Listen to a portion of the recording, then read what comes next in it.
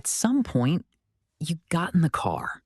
No destination, no one waiting for you somewhere, no errand, no reason anyone else would understand. You just drove, maybe late, maybe the roads were empty and the city looked different in the dark. Maybe you had music on or nothing at all. And for a while, something in you went quiet that hadn't been quiet all day. This video is about why you do that and what it actually means. Let's set the scene properly. It's not always a crisis that sends you out there. Sometimes nothing is wrong.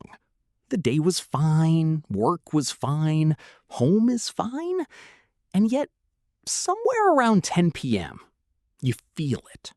A kind of pressure with no name. A restlessness that sitting on the couch won't fix, that sleep won't fix yet. So you grab your keys. You don't announce it, you don't explain it, you just go. And the moment you pull out of the driveway and the road opens up in front of you, something shifts. The pressure doesn't vanish immediately, but it starts to move. Like it has somewhere to go now. You and the road and the dark. That's all. Psychologists who study stress recovery have a name for what's happening in that car.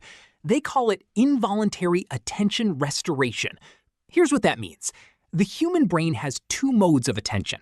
Directed attention, the kind you use all day, focusing, deciding, filtering, performing, and involuntary attention, the kind that gets triggered by open spaces, movement, low stimulation, and darkness. When you drive at night with no destination, you're switching the brain from the first mode to the second. Directed attention powers down.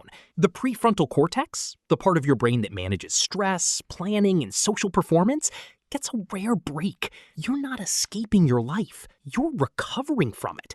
The road is doing something your couch can't. But there's something else happening that the science doesn't fully capture. For a lot of men, the drive is the only space in their day that belongs entirely to them. Think about what the day asks of you. Work asks for your focus. Home asks for your presence. Relationships ask for your patience, your energy, your emotional availability. The phone asks for your attention constantly. Every space you occupy, someone or something has a claim on you. Except the car, at night, going nowhere. Nobody can reach you there in the way they reach you everywhere else. You're moving, so no one expects you to be settled. You're alone, so no one needs anything from you. And you're in the dark, so the world shrinks to just the road ahead. That's not nothing. For a lot of men, that's the closest thing to peace they get in a given day. This pattern shows up differently depending on the man. For some, it's a regular thing. Tuesday night, no reason, keys off the hook. For others, it only happens when something is building, a decision they can't make, a feeling they can't name, a conversation they're not ready to have yet. But there's a consistent thread. The men who do this are almost always men who process internally. They don't talk through problems. They move through them. They don't sit with discomfort. They drive through it. The motion is the mechanism. And there's often a moment, somewhere between 20 minutes and an hour in, where something loosens, a thought surfaces that wouldn't have come sitting still, a feeling settles that had no room to settle before. Here's the thing nobody ever says about this habit. It's not avoidance.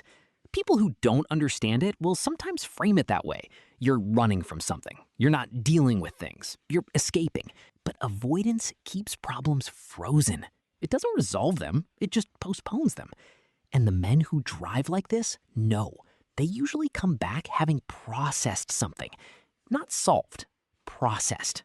There's a difference. The drive isn't away from the problem.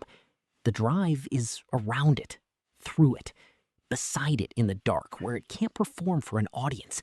Some men think better in motion. The night road is just where the thinking happens to live. If you recognized yourself in this, keep the habit.